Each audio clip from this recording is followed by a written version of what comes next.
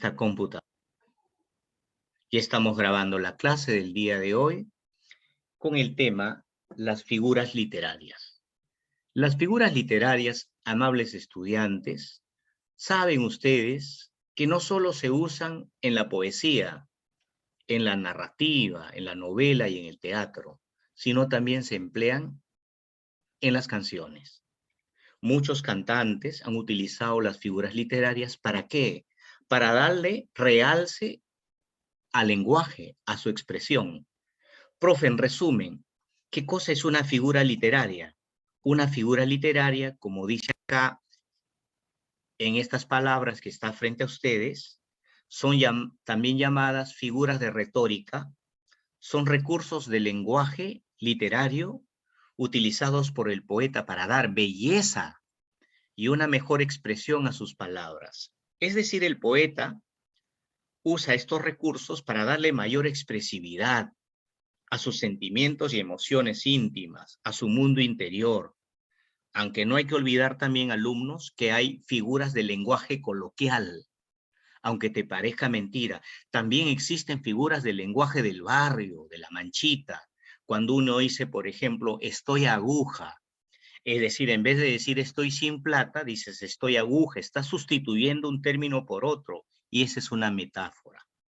Entonces, una figura literaria es un recurso que emplean los escritores, los artistas, cantantes, etcétera, etcétera, todo aquel que trabaja con palabras para darle fuerza y belleza a la expresión. Este es un poema de un escritor peruano llamado José María Eguren. Voy a leer el poema y tú dirás, profe, ¿cómo se ha podido construir así este poema tan bonito? Porque tiene esos elementos que se llaman las figuras literarias. Por ejemplo, en el primero, alumno, escúchame. En el pasadizo nebuloso, cual mágico sueño de Estambul, su perfil presenta destelloso la niña de la lámpara azul.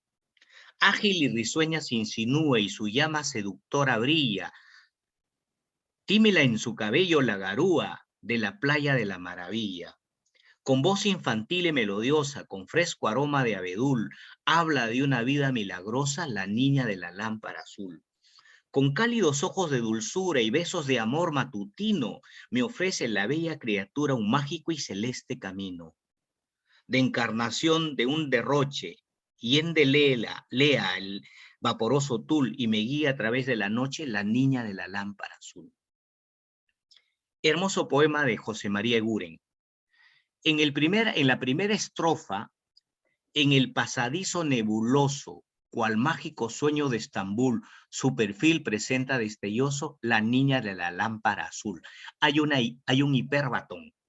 Profe, ¿qué es un hiperbatón? Un desorden de la expresión. Si tú eres observador, alumno, mira, lo correcto es la niña de la lámpara azul presenta su perfil destelloso en el pasadizo nebuloso, cual mágico sueño de Estambul. ¿Sí o no? Hay un desorden. Como el que ha empleado el escritor en esta estrofa, un hiperbatón. ¿Qué es el hiperbatón? El desorden de la expresión. ¿Correcto? Además, mira, ¿cómo es la lámpara? Ah, profe, la lámpara es azul. ¿Cómo es el perfil de la niña? Destelloso, profe, emite destellos. ¿Cómo es el sueño? Dime. El sueño es mágico, profe. A eso se llama epíteto. Cuando tú le vas dando cualidades y adjetivos a los sustantivos. ¿Te das cuenta, estimado estudiante, en este poema, cuántas figuras podemos encontrar? Las figuras literarias se dividen en tres. No lo olvides, sencillo. Empezamos de derecha hacia izquierda. En el nivel semántico, que es el nivel profundo, digamos el nivel más metido, el nivel más oscuro, más difícil de entender, sema viene de significado porque entra a alterar el significado total de la frase. En el nivel semántico vamos a tener el famoso símil, compara. La personificación da vida a lo que no tiene vida. Estoy bajando el mouse, mira. La antítesis utiliza palabras contradictorias. La metáfora, acá está, sustituye un término por otro. La hipérbole, alumno, donde estoy girando, exagera. ¿Correcto? El epíteto califica, califica. Ese es el nivel semántico que ahora vamos a trabajar. Una vez que trabajamos el nivel semántico, no todas estas figuras, sino las más importantes del nivel semántico, nos vamos al nivel más sencillo, el morfológico. Viene de morfo, forma. Trabajan solamente no el interior de la expresión, sino la parte externa. Es como cambiarse solamente la ropa. En cambio, lo anterior era como cambiarse el alma. Nivel morfológico, externo. Acá tenemos al hipérbaton, que es el desorden de la expresión. Miren acá, alteración del orden, el hipérbaton. ¿Correcto? Cuando vamos a omisión, arriba, miren, la elipsis. Cuando emites una expresión dentro de una frase. Cuando emites una palabra, sacas de la expresión. Profe, más a la izquierda, la anáfora, ¿ve? Es la repetición. ¿Correcto, alumnos? Y una tercera forma es el nivel del sonido fónico. Acá vamos a trabajar la aliteración, que utiliza sílabas parecidas, y si hay tiempo, la onomatopeya, que repite los sonidos. Profesor, una figura literaria, ¿qué cosa es? Es un recurso del lenguaje para hacer más bella la expresión. Hay tres niveles: el nivel semántico, más profundo; el nivel morfológico, más superficial; y el nivel fónico, que trabaja el sonido. El sonido. Vamos a las figuras de significado, estimados estudiantes. La primera figura de significado del nivel semántico se llama, les presento, el símil.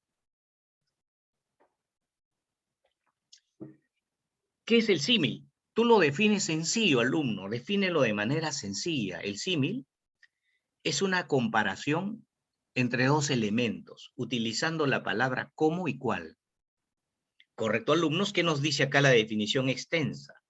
El símil es uno de los dispositivos literarios más utilizados, refiriéndose a la práctica de dibujos paralelos o comparación entre dos cosas sin relación, personas, seres, lugares y conceptos. Ejemplo ponen para el símil: es como un ratón delante del profesor. ¿No es cierto? Este es un símil muy sencillo. ¿Cómo es Lucho? ¿Cómo es Carlos? Ah, es como un ratón delante del profesor. ¿Cómo es Carlitos? Es manso como un corderito. ¿Qué es el árbol? El árbol, profe, es como una casa para los pájaros. ¿Te das cuenta, estimado estudiante, qué es el símil? El símil es una figura literaria que compara. Voy a utilizar un símil más bonito. Escucha, alumno. Nuestras vidas son como los ríos. ¿Qué estoy comparando? Nuestra vida, la tuya y la mía, se parece a los ríos. ¿Sí o no, alumno? Porque el río termina en el mar, que es la muerte. Y nuestra vida, ¿te has dado cuenta que es un largo camino? Para muchos es corto. ¿Qué es un símil, profe? Es una comparación. Tú puedes a tu enamorada o a tu enamorado compararlo con algo de la naturaleza. Puedes decir, por ejemplo, a tu chica: tú eres como la luna. Y hay tantas interpretaciones en esa expresión. ¿Qué es el símil, estimado estudiante? Una comparación entre dos elementos, siempre utilizando la palabra como. La metáfora es quizás una de las figuras literarias de orden semántica más conocida. Yo diría la más conocida, la más empleada. Atención, alumnos, ¿qué es una metáfora? Es referirse a una cosa mencionando otra, pero de manera poética. ¿Quieres una definición más precisa? Una metáfora es la sustitución de un término por otro. Es decir una cosa por otra. En vez de decir, estoy enfermo, estoy para la otra, dicen, ¿no? Estoy para la otra. En vez de decir estoy sin dinero, estoy aguja. Son metáforas de la calle, metáforas literarias, ¿no es cierto? Metáforas no literarias, perdón. Ahora, las metáforas literarias son muy bellas, hasta están en títulos de libros. Por ejemplo, profesor, ayer leí Los gallinazos sin pluma de Julio Ramón Ribeiro. Entonces tú dices, gallinazo sin pluma, ¿a qué se refiere? Subráyalo la frase, gallinazo sin pluma. ¿A qué se refiere? A niños que recogen basura. ¿Entiendes? Mira, en vez de decir niños que recogen basura, tú dices los gallinazos sin pluma. Julio Ramón Ribeiro utilizó una metáfora para hablar de los niños que escarban la basura. Cuando a ti te dicen, eres la oveja negra de tu familia, dime, no es que tú seas una oveja, sino que te están diciendo que tú eres el peor, el relajado de la familia. Cuando tú le dices a una chica, tu voz es música para mis oídos, ¿qué le estás queriendo decir? Que canta muy bien, ¿correcto? Cuando tú dices la risa es la mejor medicina, en metáfora tú estás diciendo que sonreír hace bien para el ánimo, para la salud. ¿Qué cosa es una metáfora? Decir un término por otro.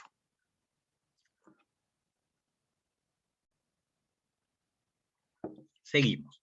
Estamos en figuras semánticas. Algunos ejemplos de metáforas. Mira, un barco, puedes comparar así. Un barco es un pez que navega. Bonita metáfora, ¿sí o no, alumnos? Un barco es un pez que navega. O si no, puedes decir del sol. El sol es la linterna de la tierra. ¿Te das cuenta? La metáfora requiere imaginación. Mira, el sol es la linterna de la tierra. Una metáfora bonito, ¿no? El sol es la linterna de la tierra. O si no, mira un pececito. Un barco es un pez que navega. ¿Sí o no? Siempre hay algo de relación entre lo que tú estás comparando de manera directa. No lo confundas con el símil. El símil tiene que tener la palabra como. Si tú le pones un barco es como un pez, ese es símil. Pero si no tiene como, es metáfora. Tercera figura, amable estudiante. Tercera figura, anótalo, sinestesia. Sinestesia. Profesor, ¿qué es la sinestesia? Es una figura literaria que mezcla las sensaciones de gusto, tacto, olfato, vista y oído. Recuerda usted, estudiante, que nosotros tenemos 5 sentidos. El sentido del gusto, el sentido del tacto, el sentido del olfato, el sentido de la vista y el sentido del oído. ¿Correcto? Muy bien. Si tú dices un ejemplo de sinestesia, alumno, tú dices mirada dulce, atención, si tú dices mirada dulce, dime, ¿qué estás mezclando? Lo visual, sentido de la vista, con lo gustativo. ¿Sí o no, alumno? No existen miradas dulces. ¿Cómo vas a poder probar una mirada? A eso se llama sinestesia. Sinestesia es cuando mezclas los sentidos para generar versos o expresiones. Acá tenemos ejemplos de sinestesia. Miren, por ejemplo, su mirada es dulce. Mirada es visual y dulce es gustativo. Vamos al siguiente ejemplo de sinestesia. Ásperas palabras. Profesor, áspera es táctil, ¿sí o no? Solo lo áspero es táctil. Y palabra es, pues, proviene de otro sentido. No puede existir las ásperas palabras, no puedes tocar una palabra. El paisaje tampoco puede ser suave, al igual que ásperos. ¿Me dejo entender? Y el sonido nunca va a poder ser azul. Azul es el cielo, pero el sonido es visual. ¿No es cierto? Azul, sonido azul, imposible. Esa es una sinestesia. Sinestesia es cuando alteras en una expresión los sentidos. Alteras los sentidos, mezclas esos sentidos. ¿Correcto? Es como comer, por ejemplo, un sándwich de pescado frito y encima le pones algo dulce, miel, por ejemplo, ¿no? Imagínate, un sándwich de pescado con miel. Se puede dar, profesor, hay lugares donde se mezclan. Sí, en la poesía también se da.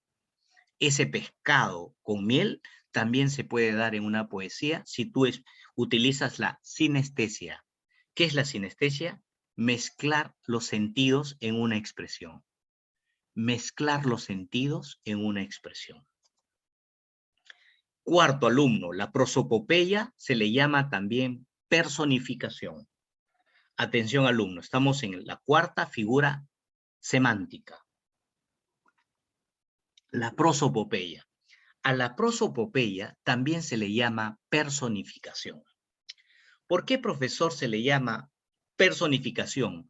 Porque tú le das característica humana a los seres inanimados. ¿Cómo definimos, profesor, la prosopopeya? Darle efectos o condiciones humanas a los seres inanimados. La prosopopeya es una figura literaria que le da vida a lo que no tiene vida. Le da cualidades humanas a las cosas. Piensa, por ejemplo, el lapicero habla. Imposible, ¿sí o no, alumno? El viento me acaricia. Imposible, porque el viento no tiene manos. Profesor, el viento silba. Imposible, el viento no tiene boca. Se llama prosopopeya a la figura literaria que le da vida a lo que no tiene vida. Profe, más ejemplos. Ahí va. Ejemplo de prosopopeya estudiante. Mira, las estrellas nos miraban mientras la ciudad sonreía. Alumno, alucina, ¿eh? La ciudad sonriendo. Imposible que la ciudad sonría. ¿Correcto? A ese fenómeno en el que tú le das vida a aquello que no tiene vida, se le llama la prosopopeya, ¿no? El auto se quejaba adolorido. Imposible que un auto te diga, ¡au, me duele la llanta! ¿No? El llanto de la guitarra. Qué bonita frase, ¿no? El llanto de la guitarra, pero sucede que las guitarras no lloran. Alumno, cuando tú le das vida a lo que no tiene vida, se le llama prosopopeya o personificación. Al terminar esta explicación, recuerda, alumno, vamos a hacer una retroalimentación. Y ahí, lo que no quede claro, tú me preguntas. Y lo trabajamos, lo explicamos con mucho más ejemplos. La prosopopeya le decimos chau y regresamos con él en breves momentos, ¿no? Y ahora nos vamos a una figura quinta, que es una de las más comunes, una de las más conocidas, que se llama la hipérbole. ¿Quién no ha dicho 1000 años te amaré alguna vez en la vida? Pídeme la luna y te la daré. ¿Quién no ha dicho estoy con hambre, profe, que me comería una vaca entera? ¿Quién no ha acompañado a una chica hasta la puerta de su casa y ella te ha dicho, me baño y en un segundo salgo? En un segundo salgo, imagínate, alumno, y se demora como 3 horas. ¿Qué es la hipérbole, profe? Vamos a la definición. Es una figura literaria que exagera lo que decimos o pensamos. Profe, más despacito para poderlo captar. Es una figura literaria que exagera lo que decimos o lo que pensamos. Ahora, ¿por qué exageramos, estudiante, alumno? ¿Por qué exageramos? Exageramos porque nos movemos por sentimientos íntimos, ¿sí o no? Nos movemos por emociones. Tú por emoción a una persona, inclusive a tu madre, le puedes decir, te odio como nunca he odiado a nadie, ¿sí o no? En un momento de arrebato, pero estás exagerando. O en arrebato de amor le puedes decir a una chica, nunca he amado como te estoy amando a ti. Ay, ay, ay, alumnos, la vida está lleno de grandes hipérboles, como lloré ríos por mis ojos. Imposible llorar ríos. Te comería a besos. Imposible de comer a besos. No me comería una vaca entera. Imposible, no terminas ni la pezuña de la vaca, vas a terminar. Hipérbole es, estudiante, cuando tú exageras lo que dices o lo que piensas, pero movidos por profundos sentimientos emotivos de amor o de odio. Algunos ejemplos, ve. Te dije 1000 veces que laves los platos. Dime, frase de tu mamá. Frase de tu mamá. Te he dicho 1000 veces que laves los platos. ¿No? Esto común en ustedes. Tengo tanta hambre, profe, que me comeré una vaca entera. Mentira, ya te dije, ni la pezuña. Este perrito es el más lindo del mundo. Mentira, hay mejores que tu perro. Tu perro es feo. Te quiero hasta el infinito y más allá. Ve esta frasecita. O si no, Profe, ayer vi una película, me maté de risa. No te puedes haber matado, pues joven, si estás ahí al frente. ¿Cuánto te has ido a vacunar? Sí, me demoró un montón, porque había 10 millones de personas en la cola. Mentira, habían 20. 10 millones. Esa es la hipérbole. ¿Entendí, Kichu Manachu? Ari, Mana, Ari, ¿no? Ari. Entonces, figura literaria, hipérbole, exageración. Anti, contrario, tesis, lo que dices. Siguiente figura, creo que es la sexta, estudiante. Estamos en las semánticas, no te olvides, estamos en las figuras semánticas. Anti, contrario a lo que dices. ¿Qué cosa es la antítesis? Copia. Agarra tu lapicero. Antítesis es el uso de palabras o frases contradictorias. Es el uso de palabras o frases contradictorias. Profe, ¿para qué se utilizan las contradicciones? Para causar una reflexión, ¿sí o no? Cuando tú dices, por ejemplo, te odio y te quiero, ¿qué estás empleando? Una antítesis. Pero ¿qué quieres demostrar en esta antítesis? Que a veces uno ama a alguien y a su vez lo odias. Que a veces nosotros tenemos así sentimientos contradictorios. ¿Sí o no, alumnos? Los sentimientos contradictorios es común en las personas, no eso no se presenta en los locos, sino en todas las personas. Siempre hay estas ideas de querer y odiar a la vez. A veces se odia lo que se quiere, ¿no es cierto? Parece contradictorio, alumnos. Es como ir a un chifa y pedir 2 platos ahí. Qué rico, nos gusta lo salado y lo dulce, esa combinación. Muchas veces la combinación de lo salado y lo dulce en el amor funciona. Estas contradicciones, ¿no? Acá tenemos ejemplos de antítesis. El uso de palabras contradictorias en una expresión. Miren, alumnos, de Federico García Lorca. Se apagaron los faroles y se encendieron los grillos. Profe, ¿dónde está la antítesis en esta frase? En las palabras apagaron y encendieron, que son contradictorias, ¿sí o no, alumnos? Apagar es una cosa, privar de la luz, y encender es generar luz. Contradicciones. Ahora, veamos en esta frase de Antonio Machado. La hora de una esperanza y una desesperación. Mira, el poeta Antonio Machado te está empleando dos palabras contradictorias, esperanza y desesperación. Esperanza y desesperación, ¿no es cierto? ¿Qué cosa es una antítesis? La antítesis es el uso de palabras o ideas contradictorias, como la vida misma, por si acaso. Y ya llegando a la parte final de las figuras semánticas, está el epíteto. Cuando tú dices casa grande, alumno, ¿estás calificando la casa o no? ¿Cómo es tu casa grande, profe? ¿Cómo está tu jardín, hijo? Seco.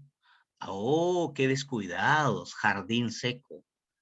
¿Cómo está el amor, profe? Apagado. Amor apagado. Jardín seco. Casa grande. Profe, ¿un epíteto es un adjetivo? Así es, alumno. Un epíteto es un adjetivo, es un calificativo que se da a un sustantivo. Agarra tu lapicerito y pon epíteto. Es la calificación de un sustantivo. Es darle cualidades a los sustantivos. Se califica un sustantivo, negativa o positivamente. ¿Correcto, alumno? Se le da una cualidad, que puede ser una cualidad objetiva o puede ser también una cualidad más allá del objetivo. Por ejemplo, ¿cuál es su objetivo? La sangre roja. ¿Cómo es la sangre roja? Ese es lo objetivo, ¿sí o no? Pero tú puedes decir, por ejemplo, en el caso de una mujer, tú puedes decir mujer triste, 1. ¿Qué más puedes decir de una mujer? Alegre, 2. Mujer enigmática. ¿Te das cuenta? La cantidad de adjetivos que le puedes ir poniendo a una mujer. Mujer infiel es diferente a mujer fiel. Mira, una sola palabra que tú le añades al sustantivo te puede cambiar toda una expresión. Tú eres una mujer fiel. ¡Qué bacán! ¿Sí o no? Tú eres una mujer infiel. Uy, te cambió todo. Como en este ejemplo, alumno, ve. Por ti la verde hierba. ¿Cómo es la hierba? Verde. El fresco viento. ¿Cómo es el viento? Fresco. El blanco lirio. ¿Cómo es el lirio? Blanco. La colorada rosa. ¿Cómo es la rosa? Colorada. La dulce primavera deseada. Perdón, ¿cómo es la primavera? Dulce. A eso se llama epíteto. ¿Qué cosa es un epíteto? Profe, un epíteto es la calificación que tú le das a un sustantivo. ¿No es cierto? Intensifica algo, ¿sí o no? Cuando tú le das ese adjetivo, intensifica. Ahora una cosa, estimados estudiantes. También hay epítetos largos. También existen epítetos que son frases, como por ejemplo, escúchame, Aquiles era un personaje de la mitología griega. Tenía una velocidad extraordinaria. Y entonces, en la obra La Ilíada, le ponen así, Aquiles, coma, el de los pies ligeros, coma. Esa frase, el de los pies ligeros, es también un epíteto, porque estás calificando a Aquiles. Helena dicen que era una mujer blanca, muy blanca, sus brazos sobre todo. ¿Sabes cómo le dicen en la obra La Ilíada? Helena, la de los blancos brazos, la de los blancos brazos. Eso viene a ser su calificativo de Helena, ¿correcto? Así que hay epítetos cortos y epítetos largos.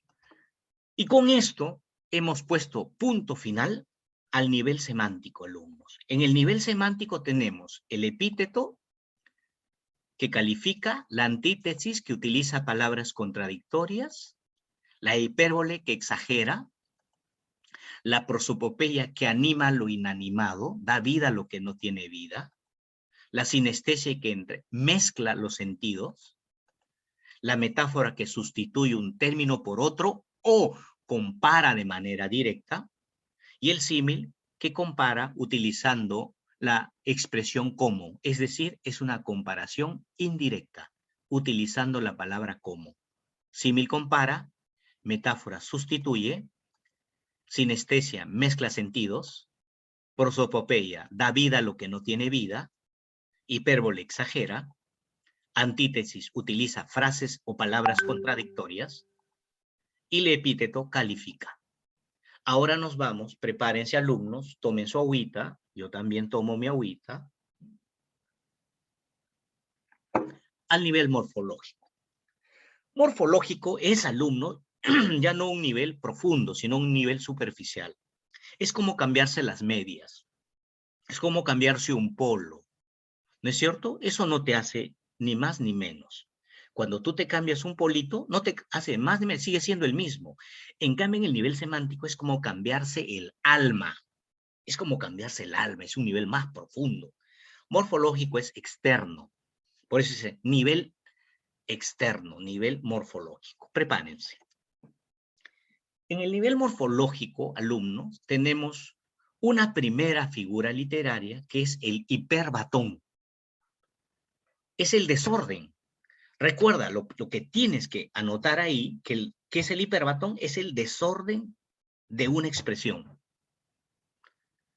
En vez de decir, las oscuras golondrinas volverán en tu balcón sus nidos a colgar, mira cómo lo dices, volverán las golondrinas en tu balcón sus nidos a colgar.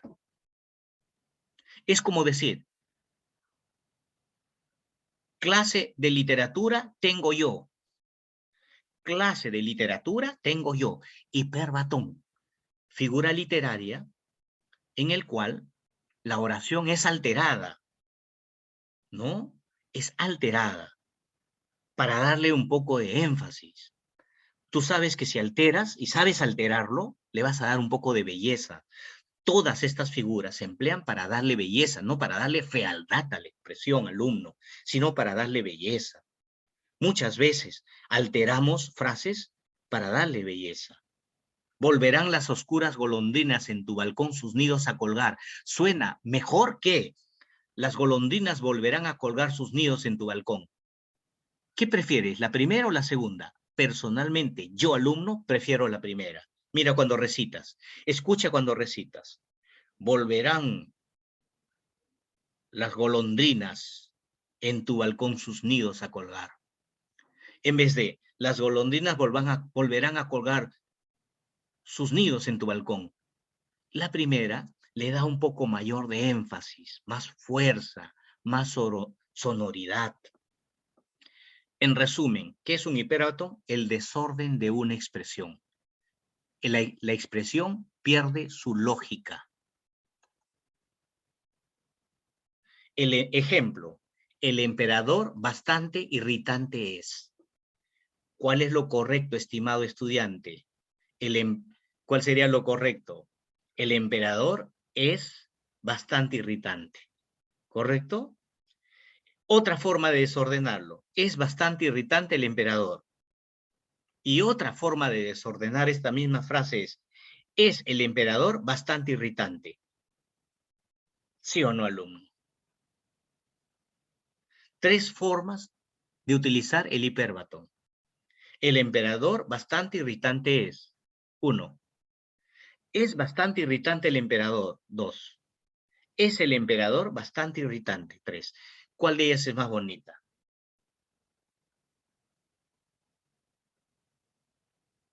Me parece la tercera. Es el emperador bastante irritante. Me parece una frase más bonita, más hermosa que las dos anteriores. En resumen, ¿qué es un hiperbatón? La alteración del orden lógico de una expresión. Primera figura. Siguiente figura, la anáfora, alumno. Anáfora. Facilito, recontra sencillo. Una anáfora es la repetición de una palabra al inicio de los versos. Es una de las figuras más sencillas. Tú solamente repite palabras al inicio, como está en el ejemplo, alumno. Míralo por favor. Temprano levantó la muerte el vuelo. Temprano madrugó la madrugada. Temprano está rodando por el suelo. Mira estas tres palabras similares. Temprano, en el segundo verso temprano, y en el tercer verso temprano. Profesor, ¿yo puedo crear mis propias anáforas? Claro que sí, tú puedes decir, hoy tengo clases de literatura. Hoy me levanto más temprano. Hoy es el día más feliz de mi vida. ¿Sí o no, alumno? Ahí tienes tu anáfora. Y así como te doy este ejemplo que he inventado, tú también te puedes inventar, jugar con las palabras. Si te gusta cantar, te gusta crear canciones, te gusta hacer poesía, esto es los recursos y los trucos que emplean los escritores para hacer bella la expresión. ¿Qué es la anáfora entonces, estimado estudiante? Una anáfora es la repetición de palabras al inicio de los versos. Tercera figura, la elipsis. Tercera figura morfológica, elipsis. Elipsis es cuando tú eliminas una palabra que está de más en una expresión. Profesor, ¿qué es una elipsis? Es la eliminación, se suprime, se elimina una palabra que está por demás en una expresión y lo sustituyes por una coma. ¿Qué dice acá nuestra definición de elipsis? Suprime de manera intencional una o varias palabras dentro de un texto. ¿Sí o no? Mira este ejemplo, alumno, y acá lo vas a captar facilito. Julieta no habla inglés, coma, tampoco José. Dime, ¿qué se ha eliminado? Julieta no habla inglés, tampoco habla inglés José. Entonces, ¿para qué ella repetir y ser reiterativo? ¿Para qué ella repetir? Julieta no habla inglés, coma, tampoco José. ¿No es cierto? ¿Para qué estar bien? Julieta no habla inglés. Tampoco José habla inglés. ¿Para qué está repitiendo ya? Ejemplos de elipsis, alumnos. Ejemplos de elipsis para que lo logres mirar y entender mejor. Veamos. Yo llevaba las flores y ellos llevaban el incienso. Profe, pero no dice llevaban. Se ha cambiado por una coma. Yo llevaba las flores. Y ellos, ¿para qué vas a repetir otra vez el verbo? Le pones una coma. Eso se llama elipsis. Yo llevaba las flores y ellos llevaban el incienso. Elimina, llevaban y le pones la comita. Yo llevaba las flores y ellos el incienso. Es una mejor expresión, ¿sí o no, alumno?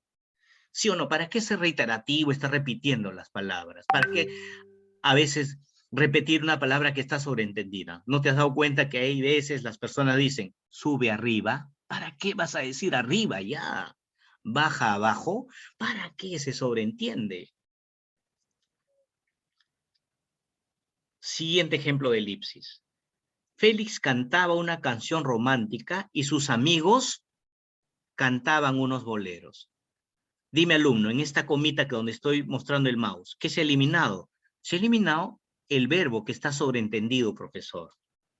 Félix cantaba una canción romántica y sus amigos cantaban unos boleros. ¿Para qué repetir? Lo sustituyes por una coma. A ese fenómeno se le llama elipsis. ¿Qué es un elipsis? Anótalo. La eliminación de una palabra para darle mayor realce a la expresión. La eliminación de una palabra para darle mayor realce a la expresión. Recuerda que generalmente se eliminan los verbos. Los verbos. Siguiente figura literaria es el pleonasmo o la redundancia.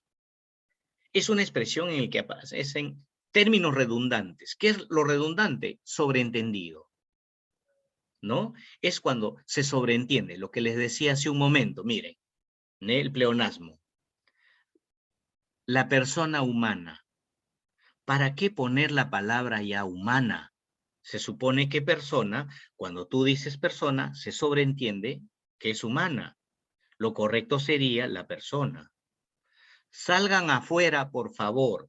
¿Para qué? Repetir afuera. Si salir implica desplazarse de un lugar interno hacia un lugar externo. ¿Sí o no? Salgan afuera. Sube arriba. Sube arriba. Se supone que subir es ir de lo inferior a lo superior. Al fenómeno en el que tú repites las palabras sobreentendidas se llama pleonasmo. Se repite el mismo concepto o la idea con frases análogas, que ya son innecesarias. Profe, ¿qué es un pleonasmo? Cuando repites el mismo concepto o la misma idea con frases análogas.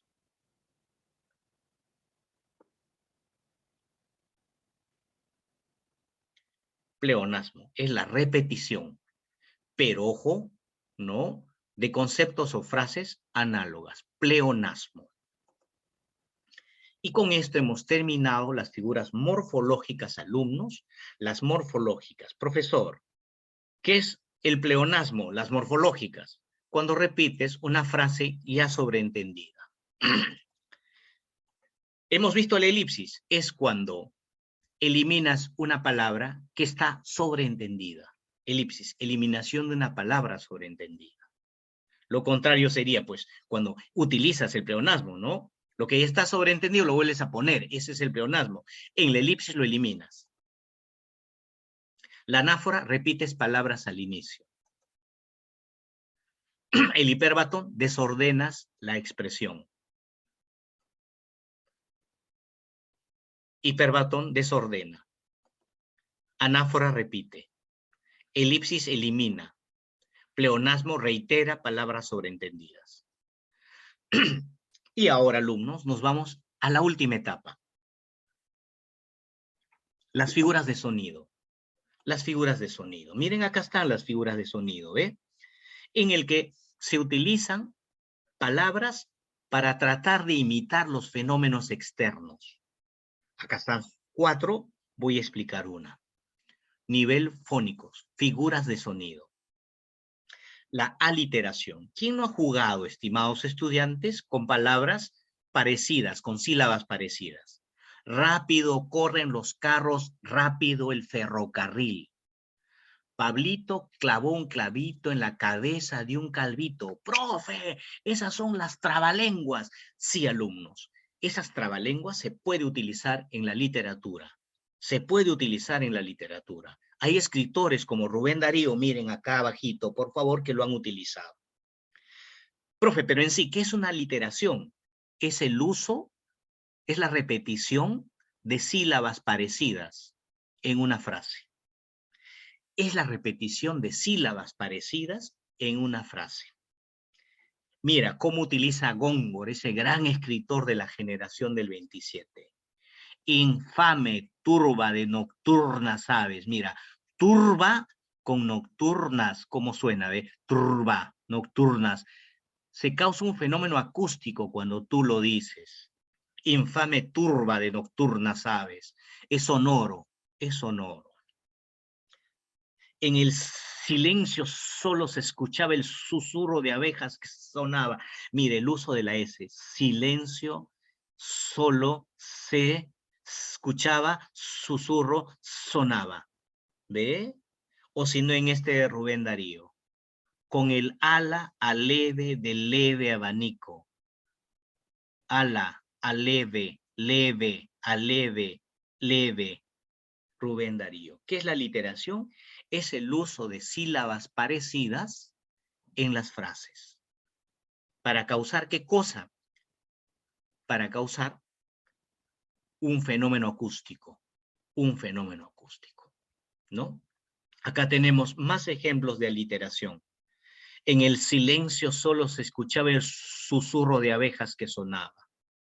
La libélula vaga de la vaga ilusión, ¿ve? Los claros clarines, ¿ve? Claros clarines. De finales debajo, de finales fugaces fugitivos, fuegos, fundidos, ¿ve? Finales fugaces fugitivos de fuegos fundidos. Esa es una literación. El uso de sílabas parecidas. Y con esto, estimados estudiantes, hemos llegado a la parte final de las figuras literarias. ¿Qué nos quedaría ahora por delante? Practicar para entender mejor. Por ejemplo, en esta, hoy la tierra y los cielos me sonríen. Hoy llega al fondo de mi alma el sol. Hoy la he visto y me ha mirado. Hoy creo en Dios. Acá se está repitiendo una palabra, alumnos. Hoy, hoy, hoy y hoy, 4 veces. ¿Qué fenómeno se le llama a eso? Se le llama anáfora, profe. Se está utilizando, Gustavo Adolfo Bécquer está utilizando una figura literaria llamada la anáfora. Profesor, pero hay algo que yo detecto también. Sí, alumno, hay también algunas figuras más. Por ejemplo, hoy la tierra y los cielos me sonríen, profe. Profe, el cielo no sonríe, profe. A ese fenómeno, ¿sabes cómo se llama? Lo que acabamos de ver, alumno. La prosopopeya. Ah, claro, profe, en el primer verso también encontramos la prosopopeya. Profesor, y en la última, hoy creo en Dios, ¿no es una exageración? Así es, alumno. En la última encuentras una exageración. ¿Cómo se llama cuando te exageras? Hipérbole. Así que en esta estrofa poética de Gustavo Adolfo Bécquer vamos a encontrar anáfora en todos los versos. En el primer verso encontramos prosopopeya y en el último verso encontramos la exageración o llamada el hipérbato.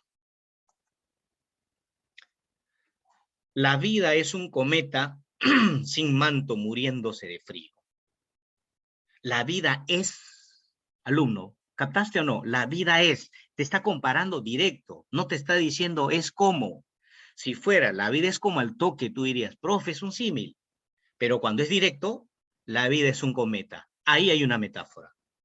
¿Por qué? Porque la vida es rápida, porque la vida da miedo, porque la vida está lleno de fuego, de misterio. La vida es un cometa. Porque pasa rápido sobre todo, ¿sí o no, alumnos? Esa es una metáfora. Te está diciendo una frase por otra. ¿No? Bien. Tanto dolor se agrupa en mi costado que por doler me duele hasta el aliento, dice el poeta Miguel Hernández. Me duele hasta el aliento. Exageración, profe. Eso que está marcado en letras negritas es la exageración. Te das cuenta, le ha tenido que poner una hipérbole para hacer más contundente este poema. Su piel manchada cede como guante. ¿Sí o no? Al toque descubres que ese es un símil. Su piel manchada cede como guante. Símil, profe, está comparando. Los claros clarines. Alumnos, claros clarines. 3 tristes tigres. Pablito clavó un clavito. Profe, esa figura literaria que está empleando Rubén Darío se le llama, a ver, ¿cómo se le llama? Ah, profe, pero usted lo explicó, ¿no es cierto? A ver, pues, le dejo pensando al alumno mientras tomo un poquito de agua. Aliteración, pues, alumno. La aliteración es el uso de sílabas parecidas para causar efectos sonoros. En el pasadizo nebuloso. ¿Cómo es el pasadizo? Oscuro, profe. ¿Cómo es el sueño? Mágico. Su perfil presenta destelloso. ¿Cómo es el perfil destelloso? La niña de la lámpara azul. ¿Cómo es la lámpara azul? Le estás dando cualidades a determinados sustantivos. A ese fenómeno se le llama epíteto. Pero, profe, cuando tú pones cuál no es igual a cómo, así es. En el pasadizo nebuloso, como un mágico sueño, símil también. En toda esta expresión de José María Eguren encuentras un símil y encuentras también una serie de epítetos que están calificando los sustantivos. Hasta acá y con ejemplos, amables estudiantes, hemos llegado al fin de las figuras literarias.